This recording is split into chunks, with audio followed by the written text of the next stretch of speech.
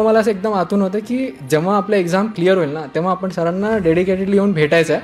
आणि तो योग आला जेव्हा माझा लास्ट इयर रिझल्ट आला. त्यानंतर जेव्हा मी पुण्यात परत आलो होतो परीक्षा देण्यासाठी तेव्हा मी सरांना भेटलो आणि खूप छान वाटलं मला. सरांनी मला एक डिरेक्शन देण्याचं काम केलं.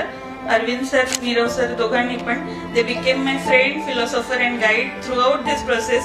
ज्यावेळेस मी फर्स्ट टाइम नीरव सरांना बोललो, एकदम सभ्य पर्सनॅलिटी असणारा माणूस निघाला आणि आपल्याला खूप सहकार्य मिळालं. नीरव सर, अवधूत सर, नरेंद्र त्यांनी मला प्रोत्साहन दिलं आणि तिथून मला उभारी जी आली तिथं आज तुमच्या समोर मी बोलतोय. पण दादाने एक माणूस म्हणून आम्हाला घडवण्यामध्ये जे योगदान दिलंय की तो इथेच फक्त शिकवत नाही तर तो जगतो आणि त्याच्या विद्यार्थ्यांनी तशा पद्धतीने आयुष्याचा गाव. मी मयूर बरोबर नेहमी निरवदाकडे आलेली आहे आणि मयूर निरवदाशी जे डिस्कशन करायचं ते मी फक्त ऐकायचे आणि मला माझ्या बऱ्याच प्रश्नांची उत्तरं त्याच्यातनं मिळायची. मला वेगळं काही बोलावं लागायचं नाही. STIचा पेपर दिला, बाहेर आलो, वाटलं की बाबा टॉप 5 मध्ये आपण येऊ शकतो, पण टॉप 1 मध्ये आलोच.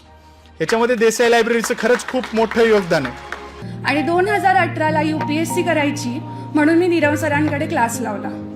2018ला बॅच केली, 3 मेन्स दिल्या.